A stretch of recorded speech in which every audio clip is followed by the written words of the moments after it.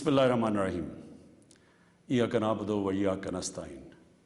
मेरे पाकिस्तानियों, ये जो पिछले हफ्ते हालात हुए, अफसोसनाक हालात, इसकी वजह से मैंने फ़ैसला किया कि मैं आपके सामने आऊँ। देखिए, सबसे पहले हमारा वो वाहिद मुल्क है जो इस्लाम के नाम पे बना था। इसका नारा क्या था? पाकिस्तान का मतलब क्या? ला इलाहा इल्लल्लाह।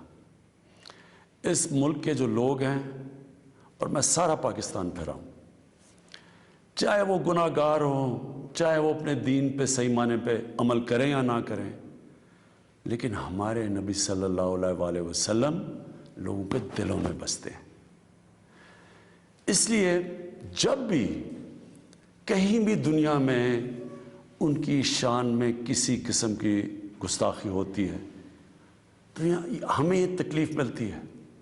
लेकिन क्योंकि मैं दुनिया फिरा हुआ हूँ, सिर्फ हमें नहीं तकलीफ़ मिलती, जो भी जहाँ भी दुनिया में मुसलमान बसता है उन सबको तकलीफ़ होती है। अब पिछले हफ्ते और ये जो अफसोसनाक हालात हुए, एक जमात ने ऐसे लगा ऐसे कि उनको शायद बाकी पाकिस्तानियों से ज़्यादा प्यार है अपने नबी से। देखें, वो जो TLP का जो मकसद है, जिसकी वजह से वो लोग बाहर निकाल रहे हैं, मैं आपको यकीन दिलाता हूँ कि वही मेरा मकसद है, वो मेरी गवर्नमेंट का मकसद है। हम भी उन्हीं की तरह चाहते हैं कि दुनिया में किसी मुल्क में हमारे नबी की शान में गुस्ताखी ना हो। सिर्फ हमारा तरीक़ाकार फ़र्क है। TLP का क्या तरीक़ाकार है और मेरी गवर्नमेंट और मेरा जब से हम आए हैं, हम क्या कोशिशें कर रहे हैं कि दुनिया में ये गुस्ताखी ना की जाए उनकी शान में, वो ये है। TLP ये कह रही है कि जो फ्रांस में हुआ, फ्रांस के एम्बेसडर को वापस भेजा जाए, उनसे सारे राब्ते ख़त्म कर दिए जाए। हमारी जो गवर्नमेंट का तरीक़ाकार है वो मैं अभी आपको तफसील से बताता हूँ, लेकिन मकसद हम दोनों का एक ही है। वो भी ये चाहते हैं कि किसी किस्म का किसी मुल्क में किसी की ज़रूरत ना पड़े कि उनकी बेहुरमती की जाए। हमारा भी वही मकसद है। तो मैं आज ज़रा तरीक़ेकार के ऊपर बात करना चाहता हूँ। 1979 के अंदर, नहीं 1990 में, गालिबन 1990 के इर्द गिर्द सलमान रुश्दी ने एक किताब लिखी। उस किताब में उसने हमारे नबी सल्लल्लाहु अलैहि वसल्लम की शान में गुस्ताखी की। पाकिस्तान में पब्लिक सड़कों पे निकली, यहाँ अमेरिकन एम्बेसी पे अटैक किया और लोगों की शहादतें भी हुई। उसके बाद आप उठा के देख लें कि हर थोड़े सालों के बाद कोई ना कोई मगरब के किसी मुल्क में उनकी शान में गुस्ताखी करता है। मुसलमानों को तकलीफ़ होती है, कहीं बाहर रिएक्शन भी होता है, या हमारे मुल्क में मुजाहरे भी होते हैं, लेकिन ये हर थोड़े सालों के बाद यही सिलसिला आगे बढ़ जाता है। तो क्या हमने अभी तक कोई फ़र्क पड़ा इस अप्रोच से? यही TLP कर रही है। ये भी ये पाकिस्तान में कह रहे हैं कि मुजाहरे करेंगे हम, और किए हैं उन्होंने, और हम सड़कों पे आ जाएंगे, पहले भी किए हैं, कि अगर हम एक्शन ना लें। अब क्या मेरा सवाल ये है कि क्या फ्रांस के एम्बेसडर को वापस भेजना फ्रांस में और उनसे सारे ताल्लुकात तोड़ देना, क्या उससे ये रुक जाएगा? क्या उससे क्या तो कोई गारंटी है कि उसके बाद उनकी शान में कोई गुस्ताखी नहीं करेगा? कोई गारंटी है? मैं मगरब को जानता हूँ, मैं आपको गारंटी करता हूँ कि अगर आप ये करेंगे, अगर हम ये करें पाकिस्तान, तो इसके बाद किसी और यूरोपियन मुल्क में यही होगा। आज़ादी के राय पे नाम पे वहाँ उन्होंने ये एक आज़ादी राय का इशू बनाया हुआ है। उसके नाम पे वो कहेंगे अच्छा आज़ादी राय की वजह से इन्होंने ये किया, हम भी ये कर रहे हैं, वो भी कोई गुस्ताखी करेंगे। क्या फिर उसके एम्बेसडर को भी हम वापस भेजेंगे? और 50 मुसलमान मुल्क हैं, کوئی بھی اس طرح نہیں کر رہا، کوئی وہاں کہیں مظاہرے نہیں ہوئے، وہ بھی نہیں کہہ رہے کہ ایمبیسڈر کو واپس بھیجو. تو اس کا پہلے تو کوئی فرق نہیں پڑنا لگا فرانس کو. لیکن میں آپ کو یہ بتاؤں پاکستان کو کیا فرق پڑے گا. سب سے بڑا فرق یہ پڑے گا ہمارے ملک کو کہ بڑی مشکلوں سے ہماری معیشت اٹھ رہی ہے. بڑی دیر کے بعد پاکستان کے اندر انڈسٹری اوپر جا رہی ہے. لارج اسکیل انڈسٹری بڑی دیر کے بعد اٹھ رہی ہے. نوکریاں مل رہی ہیں لوگوں کو. ہمارے ملک میں دولت میں اضافہ ہو رہا ہے. ہماری ایکسپورٹس بڑھ رہی ہیں. ہمارا روپیہ مضبوط ہو رہا ہے. بڑی دیر کے بعد روپیہ مضبوط ہوتا جا رہا ہے. جب روپیہ اوپر جاتا ہے تو مثلا پیٹرول اور ڈیزل سستا کیا ہے. باہر کی جو چیزیں ہم منگواتے ہیں وہ سستی ہونی شروع ہو گئی ہیں. جب ہم فرانس کے ایمبیسڈر کو واپس بھیج کے تعلقات توڑیں گے ان سے، اس کا مطلب کہ یورپین یونین سے ہم تعلقات توڑیں گے. اس کا مطلب کیا کہ جو ہماری آدھی ٹیکسٹائل کی ایکسپورٹس ہیں وہ یورپین یونین میں جاتی ہیں. تو اس کا مطلب آدھی ہماری ٹیکسٹائل ایکسپورٹس وہیں ختم ہو گئی. اس کا مطلب بے روزگاری، فیکٹریاں بند ہو جائیں گی. اور اس کے آگے کیونکہ آدھی ہماری مین ایکسپورٹ ٹیکسٹائل ہے، جب ٹیکسٹائل آدھی رہ جائے گی ایکسپورٹ، ہمارے روپے کے اوپر پریشر پڑے گا، روپیہ گرے گا، مہنگائی بڑھے گی، غربت بڑھے گی. تو نقصان ہمیں ہوگا، فرانس کو کوئی نقصان نہیں ہونے لگا. تیسری چیز اب ہم نے اس کے اوپر جب یہ ہوا تو میں پہلے ذرا آپ کو تھوڑی تفصیل پیچھے بتا دوں. یہ ہم 2-2.5 مہینے سے لگے ہوئے تھے. ہماری گورنمنٹ TLP سے مذاکرات کر رہی تھی. ہم ان کو یہی چیزیں سمجھا رہے تھے کہ اس سے نقصان ہمیں ہونے لگا ہے، ان کو نقصان نہیں ہوگا، ہماری عوام کو نقصان ہوگا. مذاکرات چلتے جا رہے تھے. انہوں نے کہا جی اسمبلی میں رکھو، اور اسمبلی جو فیصلہ کرتی ہے. ہم نے فیصلہ کیا ٹھیک ہے ہم اسمبلی میں یہ رکھتے ہیں. لیکن ہم پھر دیکھنا شروع کیا کہ ان کی موبلائزیشن نیچے ہو رہی ہے، ان کی تیاریاں ہو رہی ہیں اسلام آباد آنے کے لیے. ایک طرف مذاکرات چل رہے ہیں، ایک طرف اسلام آباد آنے کی تیاریاں ہیں. پھر ابھی مذاکرات چل رہے ہیں اور ہم نے یہ فیصلہ کیا ہوا تھا کہ ہم اسمبلی میں رکھیں گے اس ایشو کو. تو پتہ چلا کہ انہوں نے پہلے اناؤنس کر دیا کہ جی اب تو فرانس کا اگر ایمبیسڈر آپ واپس نہیں بھیجیں گے تو ہم سارے اسلام آباد میں دھرنا دیں گے. تو اس کے بعد یہ ہماری بات چیت ٹوٹی. اس کے بعد پھر یہ اریسٹ ہوئے. اب میں صرف آپ کو بتانا چاہتا ہوں کہ اس سے اب تک ہوا کیا ہے ہمارے ملک میں. ذرا دیکھ لیں کہ ہم نے اپنے آپ کو کتنا نقصان پہنچایا. اب تک 40 پولیس کی گاڑیوں کو جلا دیا گیا. لوگوں کی پرائیویٹ پراپرٹی کے اوپر کئی لاکھوں کروڑوں روپے کا نقصان ہوا ہے. 4 پولیس والے شہید ہوئے ہیں. 800 سے زیادہ پولیس والے زخمی ہوئے ہیں.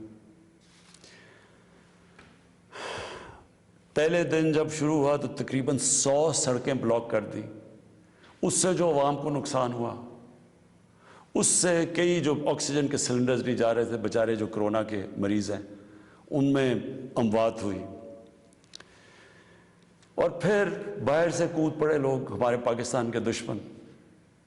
ابھی تک ہم نے جو 4 لاکھ ٹویٹس کو اینالائز کیا ان میں سے 70% فیک اکاؤنٹ سے تھی. مثلا پروپیگنڈا، جس طرح یورپین یونین کی ڈس انفارمیشن لیب نے جب بتایا کہ ہندوستان کی کوئی 600 سائٹس ہیں، فیک سائٹس، میڈیا سائٹس، جس سے وہ فیک نیوز اور پروپیگنڈا کر رہے ہیں پاکستان کے خلاف. تو یہاں بھی ہمیں پتہ چلا کہ 380 ہندوستان کے انڈیا کے گروپ تھے جو کہ واٹس ایپ سے فیک نیوز چلا رہے تھے کہ سول وار ہو گئی پاکستان میں. ہماری پولیٹیکل پارٹیز، مجھے افسوس سے کہنا پڑتا ہے کہ وہی JUI جو فضل الرحمان کی پارٹی، وہ بھی بیچ میں شامل ہو گئی کہ کسی طرح گورنمنٹ کو ڈی سٹیبلائز کریں، ملک کو نقصان پہنچائیں. ساتھ وہ نون لیگ. اب ان سے میں پوچھتا ہوں کہ جب یہ سلمان رشدی نے کتاب لکھی تھی تو نواز شریف تو پہلی دفعہ پرائم منسٹر بنے تھے. کتنی انہوں نے سٹیٹمنٹس دی تھی. کتنی دفعہ انہوں نے کسی فورم میں کہا تھا کہ اس نے بڑا غلط کام کیا، مسلمانوں کے دلوں کو تکلیف پہنچائی ہے؟ کتنی دفعہ کسی بھی مسلمان ہیڈ آف اسٹیٹ نے کسی انٹرنیشنل فورم پہ اس پہ بات کی تھی؟ تو آج ان کے ساتھ مل گئے ہیں صرف انتشار پھیلانے کے لیے۔ دیکھیں، اب یہ میں نے آپ کو بتایا کہ ایک اپروچ ہے کہ اپنے ملک میں مظاہرے کرو، اپنے ملک کو نقصان کرو، کوئی فرق نہیں پڑتا فرانس کو، اچھا ایمبیسڈر واپس بھیج دو، کوئی فرق نہیں پڑتا۔ اب یہ سنیں کہ میری اپروچ کیا ہے۔ مقصد تو ہمارا ایک ہی ہے۔ ہم کیا چاہتے ہیں کہ ہم یہ چاہتے ہیں کہ یہ جو ہر تھوڑے سالوں کے بعد ہمارے دلوں کو تکلیف پہنچائی جاتی ہے، اس کی دوسری اپروچ کیا ہے، یہ اب سنیں میری اپروچ کیا ہے۔ دیکھیں، میں پھر سے آپ کو بتاتا ہوں، مغرب کو میں سب سے بہتر سمجھتا ہوں، میری بڑی زندگی گزری ہے وہاں، میں ان کی سوچ کو جانتا ہوں۔ دیکھیں، سب سے پہلے جو کوشش کرنی چاہیے، جو ہم نے کی ہے، اور میں ابھی بتاتا ہوں ہم نے کیا کیا کوشش کی ہے۔ اچھا، میں یہ ذرا پہلے بتا دوں، سب سے پہلے جون 2019 میں 14ویں جو سمٹ تھی OIC کی، وہ پہلی دفعہ جا کے میں نے اسلاموفوبیا کی بھی بات کی، اور میں نے یہ بات کیا کہ جو مغرب کے اندر ہمارے پیارے نبی کی بے حرمتی کی جاتی ہے، کہ ہم سب مسلمان ملکوں کو مل کے ہم ایک پلان کرنا چاہیے، کہ اکٹھا اپروچ کرنا چاہیے، کہ ان کو سمجھانا چاہیے مغرب کو۔ دوسرا، میں نے پھر جب سپٹمبر 2019 میں یونائٹڈ نیشنز کی جنرل اسمبلی میں گیا، ادھر میں نے یہ اٹھایا، دونوں چیزیں، اسلاموفوبیا کی بھی بات کی۔ اسلاموفوبیا کا کیا مطلب ہے؟ اسلام کے خلاف نفرت، اور اس نفرت کے اندر ایک یہ ہے کہ وہ ہمارے نبی صلی اللہ علیہ وسلم کی شان میں گستاخی کرتے ہیں، تو یہ ایک ہی چیز اکٹھے کرتے ہیں یہ۔ تو ادھر میں نے بات کی یونائٹڈ نیشنز میں۔ پھر اگلے سال جو 2020 میں یونائٹڈ نیشنز کی جنرل اسمبلی ہوئی، پھر میں نے اسلاموفوبیا کی بات کی، اور میں نے کہا کہ یہ کس طرح 1.25 ارب لوگوں کو تکلیف پہنچائی جاتی ہے۔ پھر یونائٹڈ نیشنز کی ہیومن رائٹس باڈیز کے اندر اور کمیشن میں میری گورنمنٹ نے مسلسل اسلاموفوبیا کی بات کی۔ پھر میں نے فیس بک کا جو CEO ہے مارک زکربرگ، میں نے اس کو خط لکھا کہ کیسے فیس بک کو استعمال نہیں کرنا چاہیے اسلاموفوبیا کے لیے۔ اور پھر جب یہ فرانس میں ہوا، اور جس کے اوپر یہ TLP کہہ رہی ہے کہ فرانس کے ایمبیسڈر کو واپس بھیجیں، میں نے سارے مسلمان ہیڈز آف سٹیٹس کو خط لکھا، اور میں نے ان کو کہا کہ ہمیں جوائنٹ ایکشن لینا چاہیے اس کے اوپر۔ اور اب میں آپ کو سمجھانا چاہتا ہوں میری اسٹریٹجی کیا ہے۔ اسٹریٹجی یہ ہے کہ ہم سارے مسلمان ملک کے جو ہیڈز ہیں، ہم مل کے مغرب کے فورمز میں، یورپین یونین میں، یونائٹڈ نیشنز میں، ہم ان کو یہ بتائیں کہ کیوں ہمیں تکلیف ہوتی ہے جب یہ آزادی رائے، فریڈم آف سپیچ کے نام پہ یہ جب نبی صلی اللہ علیہ وسلم کی شان میں گستاخی کرتے ہیں، کیونکہ ان کو اس چیز کی سمجھ نہیں ہے۔ مغرب کے اندر ان کے جو پیغمبر ہیں، ان کو اس طرح نہیں، ان کا پیار اور عشق جس طرح ہمارا ہے، ہمارے نبی سے ہے، ان کو اس طرح کا نہ، ان کی اس طرح کی عزت کرتے ہیں، اور وہاں بلکہ وہ دین کو ان کے اتنے قریب نہیں ہے جس طرح ہم اپنے دین کے قریب رہتے ہیں۔ اس لیے ہمیں ان کو سمجھانا پڑے گا، اور سمجھائیں گے جب ہم مل کے اکٹھے کلیکٹیولی مسلمان دنیا کے ہیڈز آف سٹیٹس، جب ہم بات کریں گے، جو میں یہ ہر جگہ جن فورمز پہ کہتا گیا ہوں، تب اس کا اثر ہوگا۔ دنیا میں تھوڑے سے یہودی ہیں، لیکن وہ سارے یہودیوں نے اکٹھے ہو کے دنیا کو، مغربی دنیا کو بتایا ہے کہ جو ہولوکاسٹ تھا، جدھر یہودیوں کی قتل عام ہوئی تھی، انہوں نے کہا کہ اس کے خلاف کوئی منفی بات نہ کی جائے کہیں بھی، کسی میڈیا پہ۔ آج کہیں بھی، آج مغربی میڈیا کسی ملک میں ہولوکاسٹ کے خلاف کوئی بات نہیں کر سکتا۔ 4 یورپین ملک ایسے ہیں جدھر جیل میں ڈال دیتے ہیں اگر آپ ہولوکاسٹ کے خلاف کوئی منفی بات کریں۔ تو کیا ہم یہ نہیں ان کو باور کروا سکتے کہ ہمیں کتنی تکلیف پہنچتی ہے؟ اور یہ ہم تب کریں گے جب ہم کلیکٹیولی مل کے کریں۔ اور میں آپ کو یقین دلاتا ہوں، کیونکہ میں مغرب کو سمجھتا ہوں، ان کو سمجھ ہی نہیں ہے اس چیز کی۔ جب ہم پروٹیسٹ کرتے ہیں، جب ہم مظاہرے ہوتے ہیں، وہ سمجھتے ہیں مسلمان آزادی رائے کے خلاف ہے، اور وہ پھر بجائے اس کو سمجھنے کے وہ پھر اور کوئی جان کے شرارت کرتے ہیں ہمیں تکلیف دینے کی۔ اس لیے پہلا تو یہ چیز ہے۔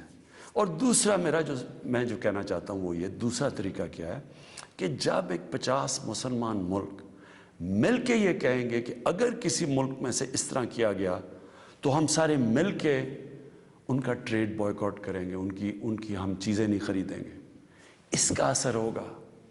اس طرح ہم اپنا جو ہم مقصد ہے اس پہ پہنچ سکتے ہیں۔ میں نے آپ کو 2 مقصد بتائے، ایک یہ TLP کا مقصد ہے، ہم ساری زندگی بھی لگے رہیں، ہم اپنے ملک کو نقصان پہنچاتے رہیں گے، کبھی کوئی فرق نہیں پڑنے لگا ان کو۔ جو میں کیمپین کر رہا ہوں، میں آپ کو یقین دلاتا ہوں کہ یہی طریقہ ہے کہ انشاءاللہ ایک دن ان کو سمجھ آ جائے گی، اور وہ دن دور نہیں ہے۔ میں آج آپ سب کے سامنے کہتا ہوں کہ میں ذمہ داری اس کی لیتا ہوں، میں ہی اس کیمپین کو لیڈ کروں گا، لیکن میں انشاءاللہ اپنی قوم کو مایوس نہیں کروں گا، اپنے مسلمانوں کو مایوس نہیں کروں گا۔ ہم انشاءاللہ ان کو یہ ایک دن سمجھا دیں گے کہ جس طرح اگر وہ یہودیوں کے لیے سینسٹیو ہیں، ان کو تکلیف نہیں دینا چاہتے، تو ہم تو سوا ارب مسلمان ہیں، ہمارے بھی دل ہیں، ہمیں بھی تکلیف ہوتی ہے، اور جیسے ان کو اس چیز کی سمجھ آ گئی، یہ ہم اپنا مقصد پہ پہنچ جائیں گے۔ آخر میں اپنے علماء ان کو خاص طور پہ کہنا چاہتا ہوں کہ آپ کو اس میں ہمارے ساتھ مل کے، میرے ساتھ مل کے میری تائید کرنی چاہیے، ہماری مدد کرنی چاہیے، کیونکہ یہ جو چیزیں یہ جو ہو رہے ہیں ہمارے ملک کو نقصان پہنچ رہا ہے، اس سے تکلیف پہنچتی ہے۔ ہماری پولیس سے جو ہوا ہے، 800 پولیس انجر ہوئی ہے، ان کو کئی ہسپتالوں میں پڑے ہوئے ہیں، تو اس سے کس کو فائدہ ہوا ہے؟ کیوں ہندوستان کی یہ جو ویب سائٹس ہیں جو اس کے اندر کود پڑی ہیں، یہ دشمنوں کو فائدہ ہوا ہے؟ قوم کو کیا فائدہ ہوا اس سے؟ قوم کو تو صرف نقصان ہوا ہے، اور جو مقصد ہے ہمارا اس سے تو اس پہ نہیں پہنچ رہے ہم۔ کوئی فرق نہیں پڑے گا کسی مغربی ممالک کو، جو ہم مرضی ہم اپنا ملک کا نقصان کریں، جرم کہیں اور ہو، ہم اپنے اوپر خودکش حملہ کر دیں، یہ کون سی عقل اور سمجھ ہے؟ تو میں آپ سب کو کہوں گا، اپنی قوم کو کہوں گا کہ یہ ٹائم ہے اکٹھے ہونے کا۔ ہمارا ملک بڑی مشکلوں سے ایک اس طرف نکل رہا ہے کہ ہم اب اوپر آنے والے ہیں، ہماری معیشت اٹھ رہی ہے، لوگوں کو روزگار مل رہا ہے، ہمارا روپیہ مضبوط ہو رہا ہے، ہمارا ملک کا ڈائریکشن ٹھیک ہے۔ تو یہ ٹائم اپنے ملک کو نقصان پہنچانے کے لیے نہیں ہے، یہ صرف ہمارے ملک کے دشمن ہمیں نقصان پہنچائیں گے۔ ہم سب کو اب اکٹھے ہو کے اللہ کا شکر ادا کرنا چاہیے کہ ہم یہ 2 سال بڑے مشکل وقت سے گزرے ہیں، حالانکہ ہمارے پاس اس وقت کرونا کا ایک تیسرا ویو آیا ہوا ہے، اس کے اوپر ہمیں سب کو مل کے SOPs پہ چلنا چاہیے، اللہ سے دعا کرنی چاہیے کہ ہمیں اس مشکل سے بھی نکال دے، اور پھر اس کا شکر ادا کرنا چاہیے کہ یہ ہم 2 سال کے بعد ایک قوم، ہماری معیشت اٹھ رہی ہے، تو ہم اس کو نقصان نہ پہنچائیں۔ پاکستان پائندہ باد۔